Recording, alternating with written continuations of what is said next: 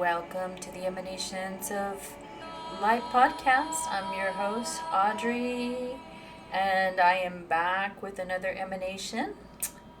In today's episode, let's talk about finding your true voice and what this means and why, obviously, it's so important to our spiritual journey and our evolution. But before we begin, if you're new to my podcast, my name is Audrey, and I serve as a Divine Sovereign Ascension guide, healer, and multidimensional artist. And I'll post all my links in the description page if you desire to work with me or purchase any of my sacred malas. Okay, so then, now that that's out of the way, okay, so what does finding your true voice mean? And how do you know what your true voice is? You know, that voice inside that sounds just like you, but is it really? Most don't even question that constant chatter, you know, the judgy voice inside and all of those thoughts rolling around in our heads. You know, the one that replays everything over and over like a broken record. The incessant self-doubt or the anxieties and the worries about life. But what if you knew that the biggest gift you have is the power of knowing who you really are versus those pesky thoughts that come from out of nowhere? You know, they say that the journey from the mind to the heart is the longest journey you'll ever take. And this is true because it's going to require a very intimate connection or reconnection with your soul's essence and not who you think you are. Sacred awakening is like an unraveling of who you're not to awaken to who you really are.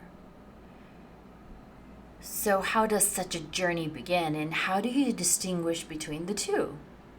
For one, it's important to understand that we are not our thoughts, and our minds are mere like powerful tool. And it's an amazing projector of our innermost dominant beliefs, dominant inner dialogue, unconscious and conscious beliefs we have about ourselves and life. And, you know, unfortunately nowadays, the scary thing is that a lot of people are letting AI think and create for themselves. I mean, talk about giving your most precious power away.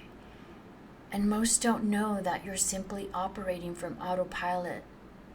And then maybe, just maybe, there's something else to the mix. You know, I want to give an example of what this looks like.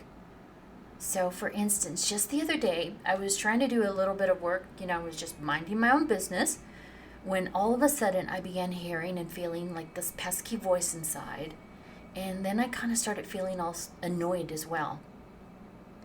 Then I went to touch the top of my head, and it was hot, and it felt really sore. And I was like, oh, shoot. I knew something was interfering with me, so I immediately decided to go into meditation and do a quantum clearing on myself. And I have to tell you, whatever energy that was bugging me was big, because right after my clearing, I had to just lay there for a while, and then I had to take a nap. I just was like zonked, and I just went out. And then, of course, after that, you know, I was back to normal. This is why it's so important to learn to get to know yourself more deeply, because I know I wasn't projecting anything, and I don't have beef with anyone, and I'm alone, so it's not like I was triggered by anything. I wasn't even on social media.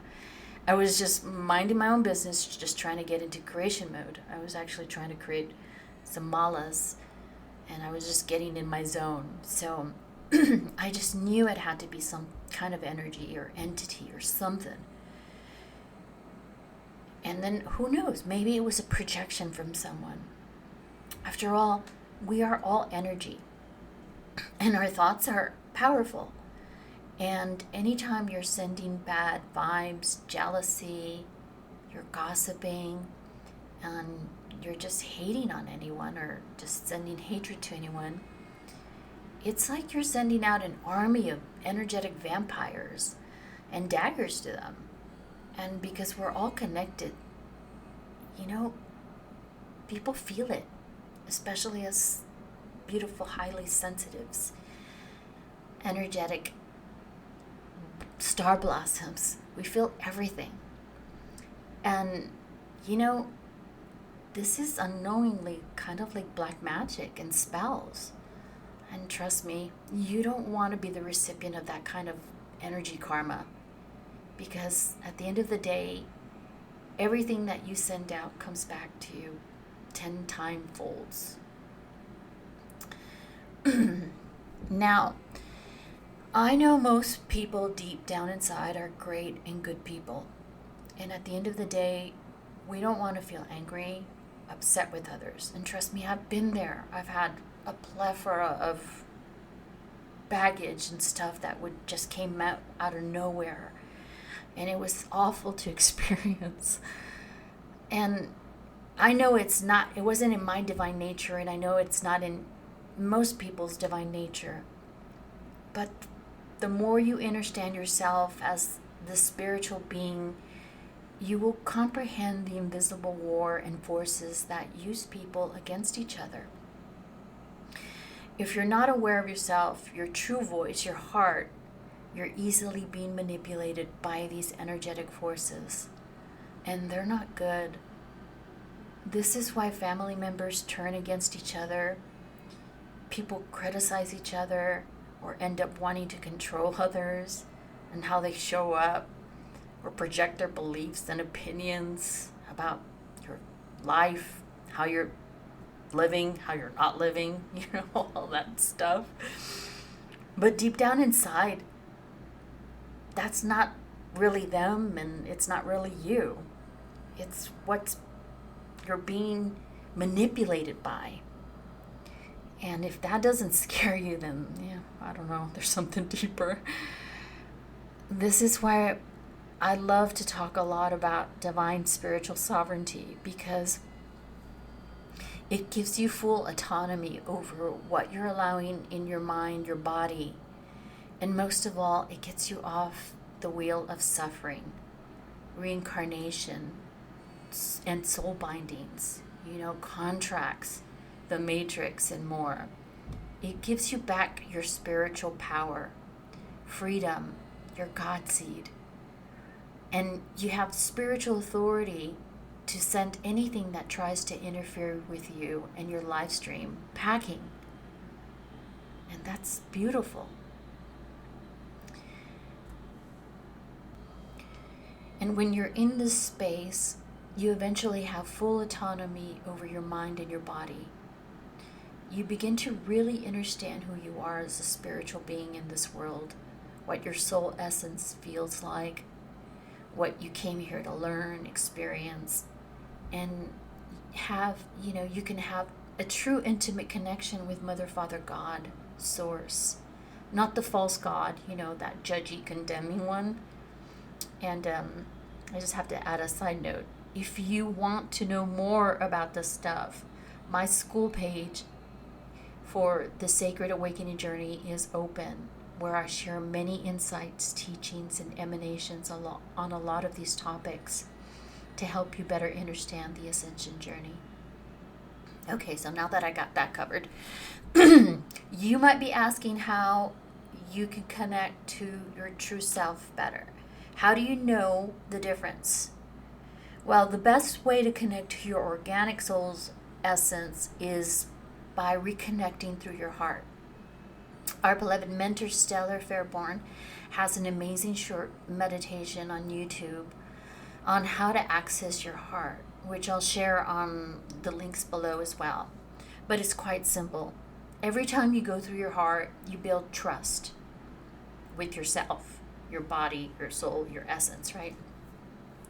And then you also create an amazing biofeedback loop with your heart. And as my mentor says, your heart never lies. The voice of your heart, your true essence, is always loving, kind, and compassionate. And really anything else is not who you are, period. All the other stuff is noise, it's false light, it's projections, wounds, pain, energies, entities, you name it. Your truest self is in there, just waiting for you to reconnect. So the next time you're beginning to feel upset, uncomfortable, angry, whatever it is, this is a great time to stop and ask yourself, whose voice is this? And put an end to the madness. Go straight into your heart and ask the divine to give you clarity, healing, and apply love to yourself and maybe love to others, because love is the medicine and you are love itself. Okay, my beautiful family, that's it for now. And I send you all so much love and blessings. And please do reach out if you need any help. Bye for now. Audrey.